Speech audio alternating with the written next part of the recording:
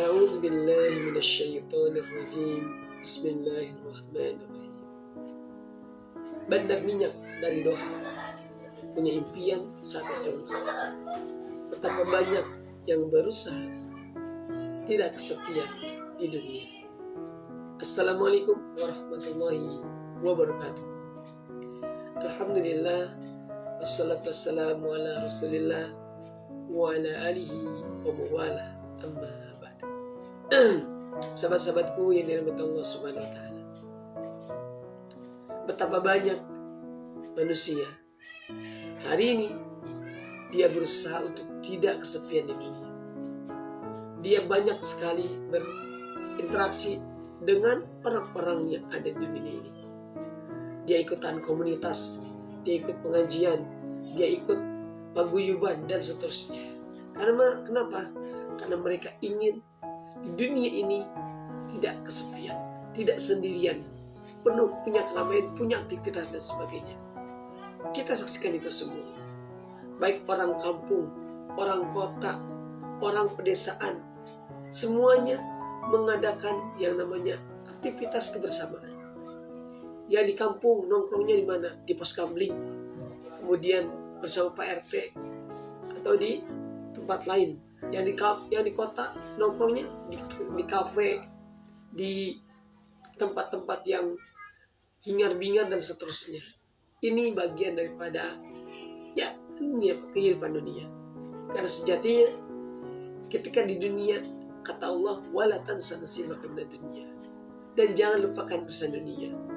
Memang di dunia ini kita adalah bagian dari sedang transit atau sedang melakukan perjalanan. Kita akan menuju suatu tujuan yang jelas. Apa tujuannya? Jelas tujuannya adalah kalau nggak surga, ya neraka. Pasti tujuannya surga. Nggak ada yang pengen ke neraka. Bahkan orang yang begajul pun, orang yang tidak taat kepada Allah, orang yang maksiat sekalipun, dia pengennya surga. Bagaimana tidak? Karena mereka tahu, kita semua tahu, apa itu definisi surga. Definisi surga itu adalah kenikmatan, kebahagiaan, dan kesenangan. Nggak ada yang namanya kesengsaraan. Dan ketika definisinya adalah neraka, maka semua orang tahu bahwa neraka itu adalah kesengsaraan, ketidakenakan, dan kehancuran, kepanasan, dan seterusnya. Nah, teman-teman gue yang dirahmati Allah Subhanahu wa taala, kalau kita tahu bahwa orang itu banyak mencari komunitas dunia ini, mereka tidak ingin kesepian, tapi sangat sedikit sekali, sangat jarang orang yang dia berusaha bagaimana agar tidak kesepian di alam kubur. Karena sejatinya teman-teman, kita semua ini pasti masuk kubur, pasti. Gak mungkin tidak. Karena apa? Karena kita berasal dari ketiadaan. Kita berasal dari turunan Adam alaihissalam, Nabiullah Adam alaihissalam, yang dulu beliau ada di surga. Kemudian karena ada hukuman, akhirnya turun ke bumi dan nanti akan kembali ke surga lagi. Nah, kita sebagai anak cucunya, kita dilahirkan oleh ibu-ibu kita masing-masing. Dan sejatinya ada yang dilahirkan dalam keadaan Islam, ada yang dilahirkan dalam keadaan Majusi, Kristen, dan seterusnya. Tapi sejatinya, secara naluri, semuanya pasti pengen menuju kebahagiaan, yaitu surga. Nah, teman-teman yang dirahmati Allah Subhanahu wa taala, bagi mereka yang sudah belajar mengilmui diri, maka mereka akan berusaha untuk apa? Untuk bisa memiliki teman dalam kubur. Karena di dalam kubur ini pasti kita dikubur sendirian, gak mungkin rame-rame, kecuali ketika sedang perang. Dikubur berjamaah, dikubur yang meninggal semuanya dikubur dalam satu lubang, sehingga semuanya tidak memiliki masing-masing kuburan. Nisannya enggak satu persatu, tapi nisannya adalah nisan seluruh kaum yang sedang berperang. Dan itu adalah zaman dulu. Zaman sekarang sudah bukan lagi zaman perang, kecuali hari ini. Bagaimana Palestina diserang terus oleh Israel. Yang Israel ini berusaha agar mendapatkan tanah yang bukan miliknya, selalu dibombardir. Dan kita sebagai kaum muslimin di Indonesia ini, kita doakan mudah-mudahan Allah memberikan kemenangan kepada Palestina. Sebagaimana dulu Allah Rabbul Izzati memberikan kemenangan kepada kaum muslimin pada saat perang bersama Rasulullah. Bagaimana yang 3.000 bisa mengalahkan yang 1.300. Yang 3.000 bisa mengalahkan yang 1.000. Ini kalau bukan karena pertolongan Allah, maka tidak akan mungkin terjadi.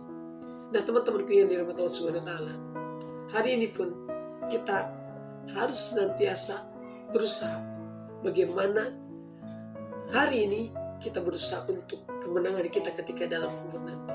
Dalam kubur ini bisa kita bayangkan, dia gelap. Cuman ukuran berapa sentimeter, ukuran tubuh kita aja. Jadi di sana akan ada cacing, akan ada ular, akan ada pertanyaan, akan ada siksaan bagi yang tidak bisa menjawab.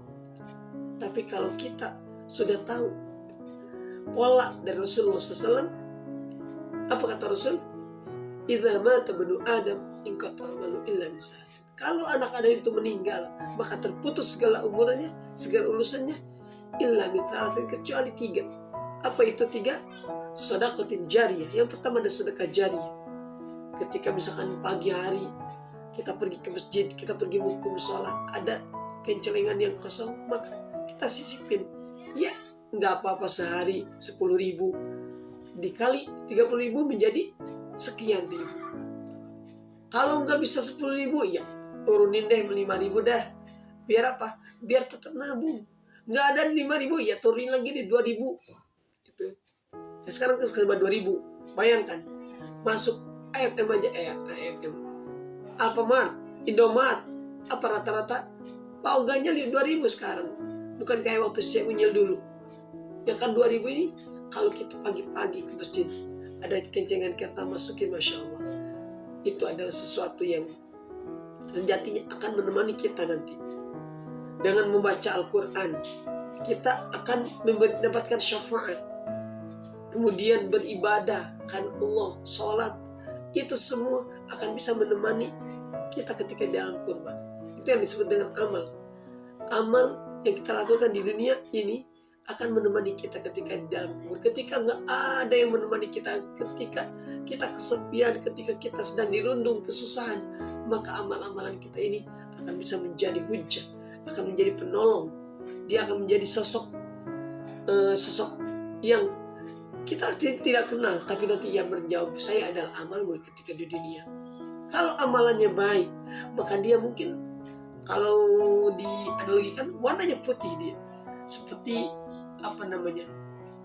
bayangan putih, karena amalnya baik. Tapi kalau misalkan amalan kita buruk selama di dunia ini, maksiat, gangguin teman, gosipin tetangga dan seterusnya, korupsi, siku bakut ketika sedang pemilihan, kayak kemarin pemilihan presiden, apakah siku bakut?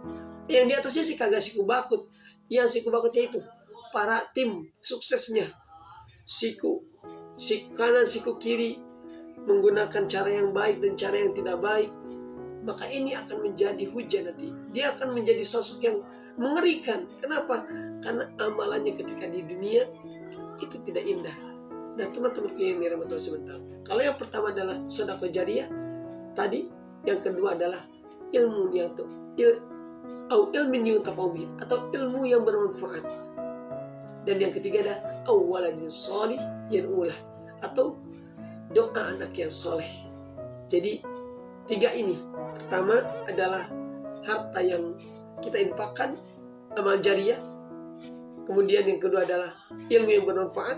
Seorang guru, maka meskipun ya secara hitung-hitungan kecil lah bayarannya, tapi sejatinya itu akan menjadi penolong. Penolong apa?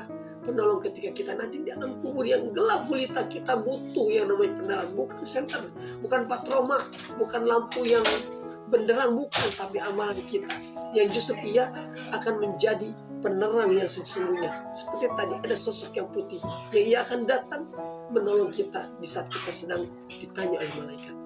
Nah, teman-teman yang dirahmati Allah Subhanahu wa taala, mudah-mudahan dengan saling mengingatkan ini, kita berusaha selagi kita masih ada di dunia ini, kita berusaha memberikan yang terbaik supaya apa? Nanti ketika kita di alam kubur tidak kesepian. Bolehlah hari ini kita di dunia kesepian, tapi jangan sampai kita kesepian di dalam kubur nanti. Kenapa? Karena sungguhnya yang kita butuhkan di dunia tidak kesepian, di dalam kubur lebih daripada di dunia. Karena itu adalah gerbang untuk menuju kehidupan yang sesungguhnya di akhirat kita, kehidupan yang abadi. Kalau masuk surga selamanya, kalau masuk neraka ada yang selamanya, ada yang akan berpindah tempat. Karena kenapa? Karena ada orang yang masuk surga tapi harus nyemplung dulu ke neraka. Dan mudah-mudahan kita tidak termasuk di dalamnya. Kita selalu dibimbing oleh Allah Subhanahu wa taala dengan amalan-amalan yang kita perlukan ketika kita mati nanti. Mudah-mudahan di sisa usia kita yang entah kapan kita meninggal, Allah mampukan kita memberikan yang terbaik dalam setiap aktivitas kita, sekecil apapun kita lakukan. Kenapa?